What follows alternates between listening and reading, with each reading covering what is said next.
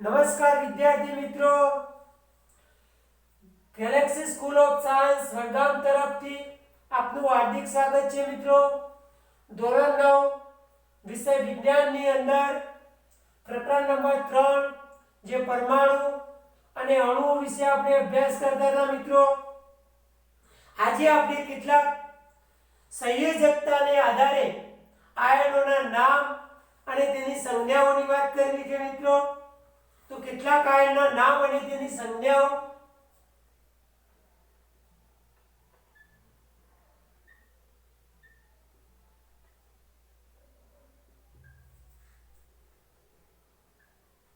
અને તેમની સંજ્ઞાઓ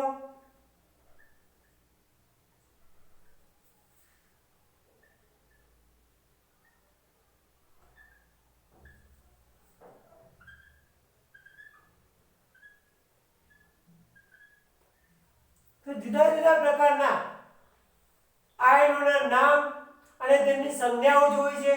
એક તો સંયોજકતા જેની એક હોય, સંયોજકતા પ્લસ એક જોવા મળે એની વાત કરવી છે। તો એવા આયનનું નામની વાત કરવી છે। આયનનું નામ અને તેમની સંજ્ઞાની વાત કરવી છે। સંજ્ઞા જેની સંયોજકતા એક હોય રાખજો। તો દાખલા તરીકે આપણે સોડિયમ વાત કરીએ। સોડિયમ એની સંજ્ઞા આપણે Na કહી શકીએ, Na+। તો સંયોજકતા એક કહેવાય એની ઉપર, Na+ કહી શકીએ। પોટેશિયમ જોઈએ આપણે, પોટેશિયમ જેને આપણે K ઉપર પ્લસ કહી શકીએ આપણે, પોટેશિયમ। સિલ્વર જોઈએ આપણે, સિલ્વર જેને આપણે ચોદી કહીએ છીએ, જેને આપણે Ag+ કહી શકાય, સિલ્વર ચોદી। કોપર કહી શકીએ આપણે, કોપર જો કોપરમાં બે પણ આવે છે એ કોપર 1 કહીએ આપણે, ને આપણે ભૂતરી મારીએ આપણે કોપર 1 એટલે કે Cu+ કહી શકીએ આપણે, Cu+ કહી શકીએ। તો આવી રીતે આપણે એની સંયોજકતા એકની વાત કરી, sodium Na+, potassium K+, silver Ag+, જેને આપણે ચોદી કહીએ, કોપર 1 જેને આપણે Cu+ કહીએ। તો આ સંયોજકતા 1 ની વાત કરી। એવી સંયોજકતા 2 ની વાત કરીએ આપણે, 2 સંયોજકતા 2, 2 ની વાત કરીએ આપણે, સંયોજકતા 2। તો નામ આપણે આપી શકીએ તો મેગ્નેશિયમ Mg2+ કહી શકાય આપણે। આયનનું નામ મેગ્નેશિયમ નામ આપીએ, આયનનું નામ આપણે મેગ્નેશિયમ આપીએ, મેગ્નેશિયમ Mg2+ આપણે કહી શકીએ મેગ્નેશિયમ। કેલ્શિયમ પણ કહી શકીએ આપણે, કેલ્શિયમ જેને આપણે Ca2+ કહી શકીએ આપણે, ત્યારે જો કેલ્શિયમ। ઝિંક કહી શકીએ, ઝિંક Zn2+ આપણે કહી શકીએ, ત્યારે જો આયન ની વાત કરીએ આપણે, આયન તો આયન ની અંદર પણ બે જોવા મળે છે, ત્યારે જો આયન ને આપણે લોખંડ કહીએ છીએ, ત્યારે જો લોખંડ તો આયન 2 કહી શકાય, 3 માં પણ આવે છે એટલે પુત્રી મારીએ આપણે, અને Fe2+ કહી શકીએ। આયન ને આપણે લોખંડ કહીએ છીએ, ત્યારે જો એટલે Fe+2 આપણે કહી શકીએ છીએ, ત્યારે જો તો ખ્યાલ આવી ગયો મિત્રો। આવી રીતે આપણે કોપર નું કેવું હોય તો કોપર નું પેલામાં 1 હતું તો આમાં પણ કોપર કહી શકીએ આપણે, કોપર તો એને આપણે Cu2+, પણ પેલામાં 1 લખતા હતા આપણે તો આની અંદર 2 લખીને પુત્રી મારવાની એટલે ખ્યાલ આવે આપણે બે જગ્યાએ। તો આવી રીતે આપણે એની સંયોજકતા આપણે લખી શકીએ। સંયોજકતા 2 ધરાવતા આયનોના નામ અને આ બધી એની સંજ્ઞાઓ આપણે કહી શકીએ મિત્રો। તો ખ્યાલ આવી ગયો મિત્રો। હવે સંયોજકતા 3 ના નામ લખીએ આપણે, સંયોજકતા 3, સંયોજકતા 3 જોઈએ આપણે તો એલ્યુમિનિયમ લખી શકીએ આપણે, આયન લખી શકીએ આમાં પણ એલ્યુમિનિયમ એલ્યુમિનિયમની સંજ્ઞા થશે Al, તો Al આપણે લખી શકીએ ત્યારે જો આયન લખી શકીએ, આયન જેને આપણે લોખંડ કહેતા હતા, જેને આપણે Fe3 કહીએ, તો આની અંદર તમારે આયનની અંદર 3 લખવાનું, 3 સંયોજકતા વાળું હોય ને પછી તમારે ઉપર ફૂદરી મારવાની. બંને જગ્યાએ આયન જોવા મળ્યું તમને, 2 માં પણ હતું અને 3 માં પણ આવ્યું. તો આવી રીતે આપણે એના વીજભાર આપણે કહી શકીએ મિત્રો. તો આ સંયોજકતા અને એનું આયનનું નામ અને એની સંજ્ઞા આપણે કહી શકીએ મિત્રો. આવી રીતે કેટલાક અધાત્મીય તત્વ અને એની સંયોજકતા આવી જોવા મળે. અધાત્મીય તત્વ અને તેની સંજ્ઞા તો આપણે કહી શકીએ અધાત્મીય તત્વ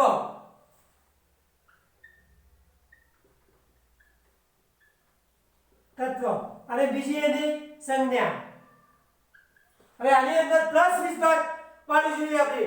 પ્લસ સંયોજકતા 1 જેની સંયોજકતા +1 હોય, 1 ધ્યાન રાખજો, એની વાત કરીએ આપણે. તો અધાત્મીય તરીકે આપણે હાઇડ્રોજન કહી શકીએ. તો હાઇડ્રોજન જેને આપણે H+ કહી શકીએ. હાઇડ્રોજન નામ આપી શકીએ જેને આપણે H+ કહી શકીએ. બીજું એવો જ આયન આપણે કહેવું હોય તો હાઇડ્રાઇડ કહી શકીએ. ત્યારે હાઇડ્રાઇડ પણ H ના ઉપર આપણે શું લખી શકીએ? માઈનસ લખી શકીએ. ત્યારે હાઇડ્રાઇડ તો H ના ઉપર આપણે શું લખવું પડે? માઈનસ લખવું પડે. હાઇડ્રાઇડ હોય તો ધ્યાન રાખજો. એની અંદર ક્લોરાઇડ કહી શકીએ આપણે. ક્લોરાઇડ Cl કહીએ આપણે. ક્લોરાઇડ લખીને પણ માઈનસ કહીએ આપણે. ક્લોરાઇડ જે ક્લોરીન કહીએ. બ્રોમિન જે Br કહીએ આપણે, એને આપણે બ્રોમાઇડ લખીએ. બ્રોમાઇડ તો Br ઉપર આપણે શું લખી શકીએ? માઈનસ. જે બ્રોમિન આપણે Br કહીએ છીએ. આયોડાઇડ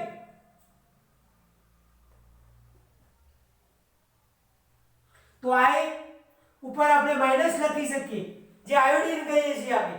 તો આ જે થઈ એ વન સંયોજકતા વાળું થયું કહેવાય. +1 સંયોજકતા પણ એની અંદર અધાત્મીય તત્વો અને એની સંજ્ઞાના નામ પૂછાય તો તમને આવડવા જરૂરી છે. હવે સંયોજકતા 2 ની વાત કરું હું. સંયોજકતા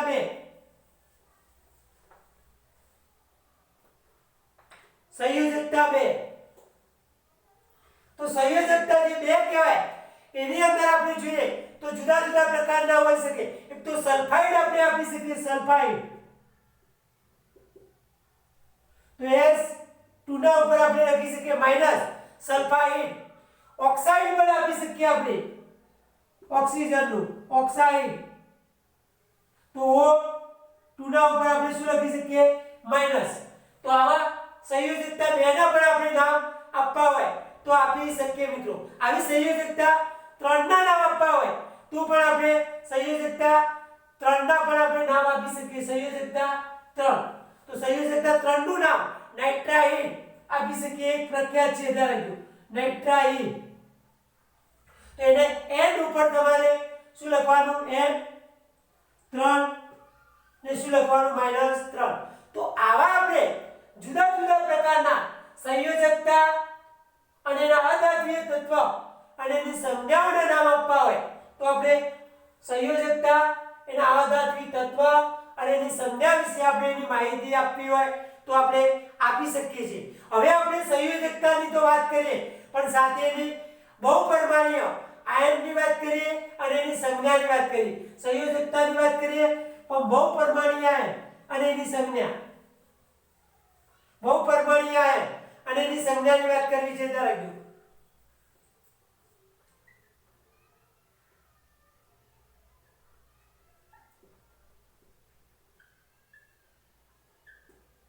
બહુપરમાણ્વીય આયન. હવે સંયોજકતા જુદી જુદા પ્રકારની વાત કરીએ.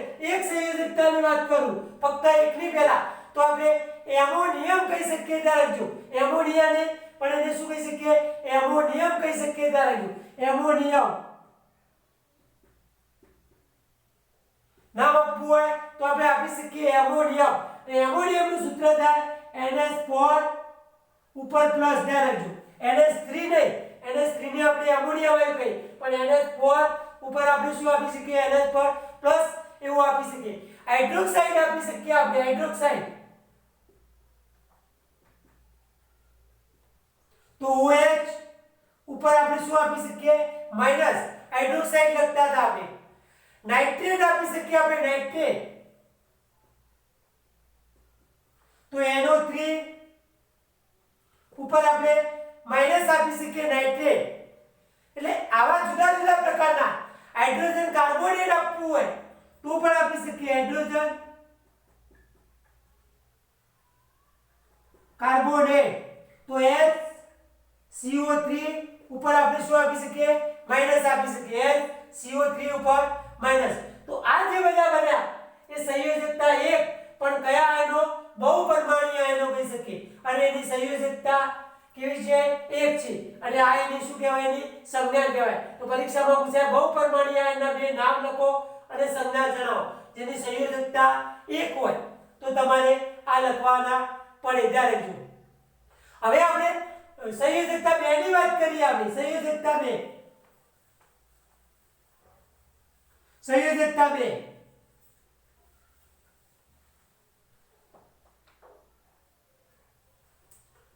બે સંયોજક, પણ કેવા આયનો? બહુપરમાણુય આયન. તો આપણે તો કાર્બોનેટ આપી શકીએ, કાર્બોનેટ લખીએ આપણે અને આપી શકીએ આપણે.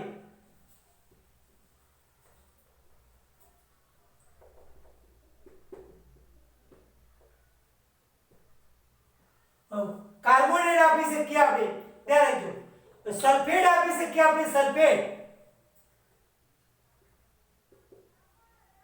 SO4 ટુના ઉપર આપણે શું લખી શકીએ? માઈનસ લખી શકીએ. પછી ક્રોમેટ આપી શકીએ આપણે, ક્રોમેટ. CrO4 ટુના ઉપર આપણે શું લખી શકીએ? માઈનસ લખી શકીએ. તો આ ક્રોમેટ આપી શકીએ. ડ્રાય ક્રોમેટ પણ આપી શકીએ આપણે, ડ્રાય ક્રોમેટ. Cr2O7 ટુના 2 minus. ધ્યાન રાખજો. Cr2O7 ઉપર 2 ઉપર આપણે માઈનસ. તો આવી રીતે આપણે જુદા જુદા પ્રકારના જોઈએ એને સંયોજકતાને આધારે એના બહુપરમાણુય આયન અને એની સંજ્ઞાઓ આપવી હોય તો સંજ્ઞાઓ આપણે આપી શકીએ. એવી રીતે સંયોજકતા 3 નું નામ આપણે આપવું હોય તો આપણે ફોસ્ફેટ આપી શકીએ. પ્રખ્યાત છે, ધ્યાન રાખજો, ફોસ્ફેટ. એટલે PO4 સંયોજકતા 3, ફોસ્ફેટ. PO4 અને 3 ઉપર માઈનસ. આવા જુદા જુદા પ્રકારના સંયોજકતાના નામ પરીક્ષામાં પૂછાય તો તમારે આપવા પડે. તો ખ્યાલ આવી ગયો મિત્રો? હવે આપણે રાસાયણિક સૂત્રની વાત કરવી છે. અને રાસાયણિક સૂત્ર એટલે શું? અને રાસાયણિક સૂત્ર લખતી વખતે કયા નિયમનું પાલન કરવું જોઈએ?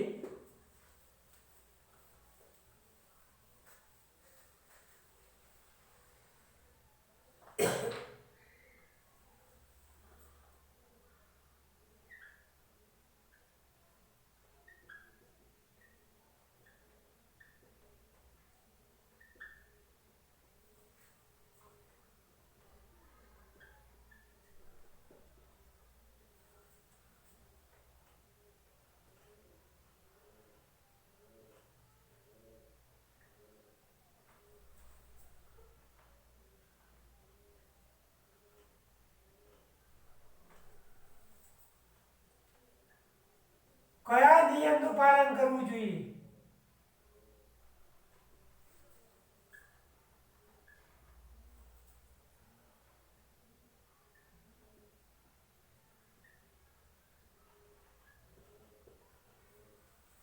તો રાસાયણિક સૂત્ર આપણે કોને કહીએ એની વાત કરવી છે. ત્યારે તો કોઈ પણ સંયોજન આપણે જોઈએ તો કોઈ પણ સંયોજનના બંધારણના સાંકેતિક નિરૂપણને આપણે રાસાયણિક સૂત્ર કહીએ.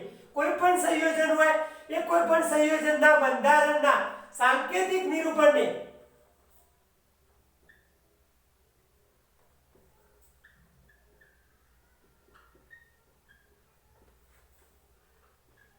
બંધારણના સાંકેતિક નિરૂપણને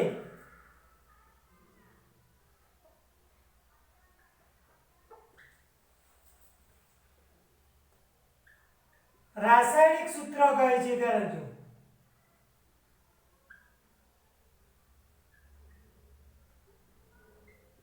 હવે રાસાયણિક સૂત્ર વગરે કયા નિયમોનું પાલન કરવું જોઈએ?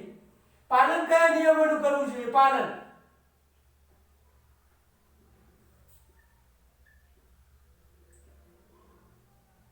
કયા નિયમોનું?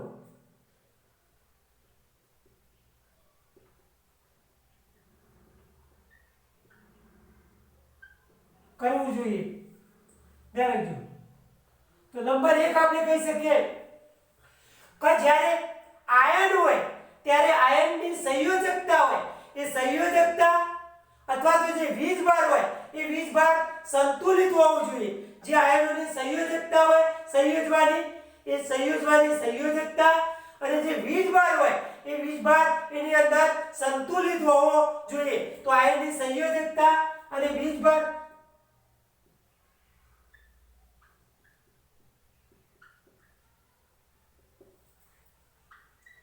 અને વીજભાર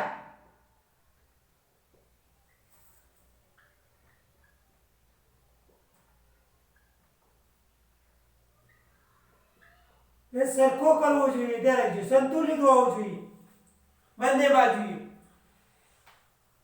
હવે આપણે કહી શકીએ કોઈ પણ સંયોજન હોય, એ કોઈ પણ સંયોજન એ ધાતુ અને અધાતુ બંને ભેગું હોય. ધ્યાન રાખજો, કોઈ પણ સંયોજનમાં ધાતુ અને અધાતુ બંને ધરાવતું હોય તો પ્રથમ ધાતુની સંજ્ઞા લખવાની, નામ લખવાનું. ધ્યાન રાખજો, પછી અધાતુ લખવાનું. એ કોઈ પણ સંયોજનમાં ધાતુ અને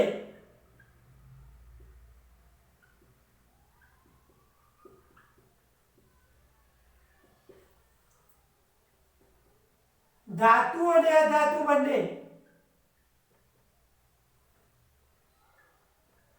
બંને ભેગા હોય ત્યારે પહેલા ધાતુનું નામ લખવાનું,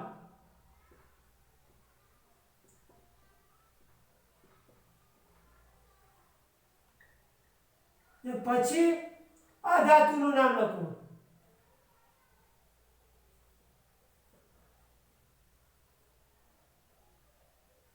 જોઈએ ઉદાહરણ તરીકે આપણે જોવું હોય તો કહી શકાય CaO, જેને કહેવાય calcium oxide.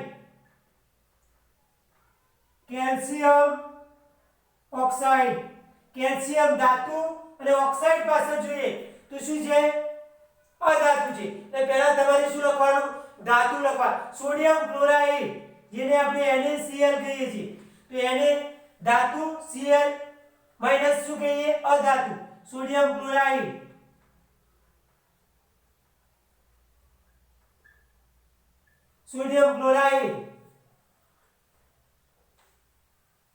Iron sulphide FeS, iron sulphide જેને આપણે FeS કહીએ. Fe ધાતુ પાછળ સલ્ફાઇડ S માઈનસ કહેવાય, એ અધાતુ કહેવાય. એટલે પહેલા ધાતુનું નામ લખવું જોઈએ અને પછી અધાતુનું નામ લખવું જોઈએ. Copper oxide CuO, copper oxide CuO, પેલું કોપર ઓક્સાઇડ અને O શું કહેવાય? Cu ધાતુ અને O શું કહેવાય? અધાતુ કહેવાય. એટલે પહેલી ધાતુ હોય અને પાછળ શું હોય? અધાતુ તમને જોવા મળે. અહીં કેલ્શિયમ જુઓ, સોડિયમ જુઓ કે આયર્ન જુઓ, આ પહેલા શરૂઆતની બધી શું કહેવાય? ધાતુઓ કહેવાય. પછી આ ઓક્સિજન, ક્લોરીન, ક્લોરાઇડ એટલે ક્લોરીન, ઓક્સાઇડ એટલે ઓક્સિજન અને સલ્ફાઇડ એટલે સલ્ફર, આ બધી અધાતુઓ કહેવાય. એટલે અધાતુઓ તમારે પાછળ લખવાની અને ધાતુઓ જે કહેવાય કેલ્શિયમ, સોડિયમ ને બધી, એ બધી તમારે આગળ લખવાની. તો આ નિયમનું પણ પાલન કરવું જરૂરી છે. ત્યારે આ નિયમનું પણ પાલન કરવું જરૂરી છે.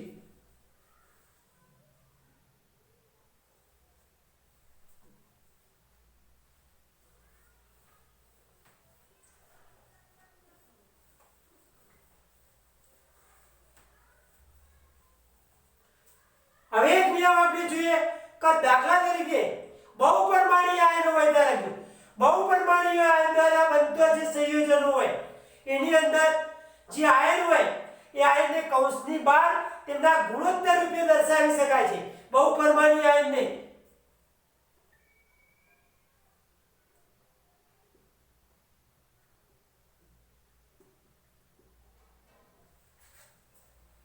આયનના ગુણોત્તરને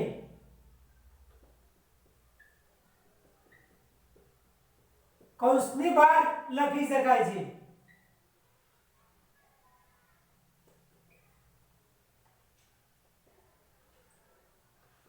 હવે આની અંદર બહુપરમાણીય આયનની અંદર જો આપણે જોઈએ બહુપરમાણીય આયનની સંખ્યા જો 1 હોય તો એના માટે કૌંસ દર્શાવવો જરૂરી નથી, પણ 1 કરતાં વધુ હોય તો કૌંસ દર્શાવવો જરૂરી છે. ધારો બહુપરમાણીય આયનની અંદર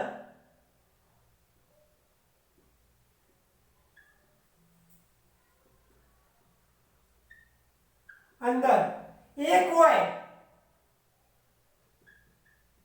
તો કૌંસ દર્શાવવો જરૂરી નથી. ધ્યાન રાખજો.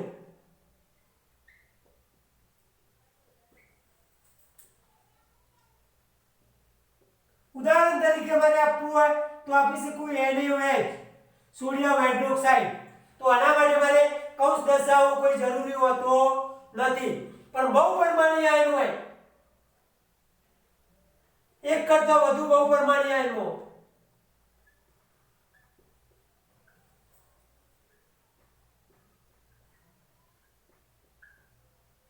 1 કરતાં વધુ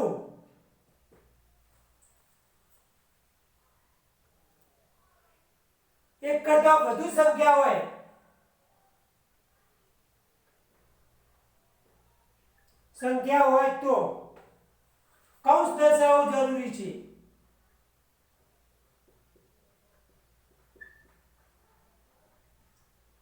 દાખલા તરીકે આપણે કહેવું હોય તો એમોનિયમ સલ્ફેટ એવું કહી શકાય. એમોનિયમ સલ્ફેટ ઉદાહરણ તરીકે NH4 કૌંસ બાદ 2 અને SO4 આવું આપણે લખી શકીએ.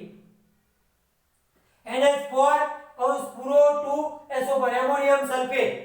તો આવી રીતે આપણે એના નિયમોનું તમારે શું કરવાનું છે, પાલન કરવાનું છે. પરીક્ષાની અંદર પૂછાય કે રાસાયણિક સૂત્ર એટલે શું, રાસાયણિક સૂત્ર લખતી વખતે કયા નિયમનું પાલન કરવું જોઈએ, તો એ તમારે લખવાનું છે.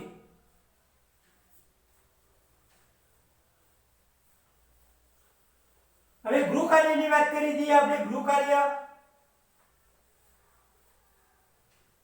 તો પહેલો પ્રશ્ન હતો આપણે કેટલાક આયનના નામ અને તેની સંજ્ઞાઓ વર્ણવવાની છે. ત્યારે પ્રશ્ન નંબર 1 ગૃહ કાર્ય.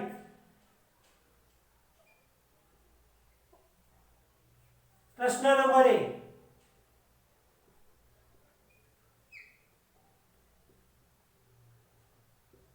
કેટલાક આયનના નામ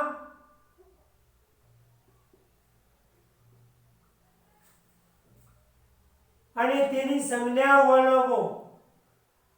જેટલી આપણે સંયોજકતાની વાત કરીએ બધું વર્ણવો.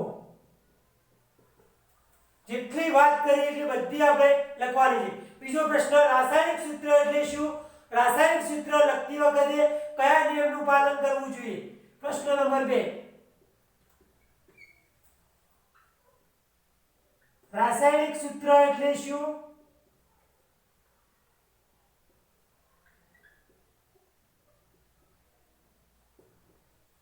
રાસાયણિક સૂત્ર લખતી વખતે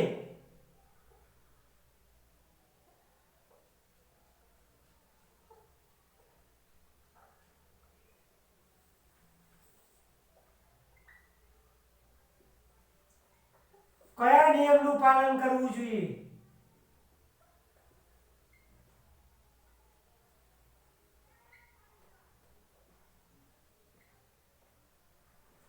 તો બંને પ્રશ્નો તમારે ગૃહ કાર્યની અંદર લખવાના છે અને મુખ્ય સેન્ટર ઉપર આવતા શિક્ષકોને બતાવવાના છે.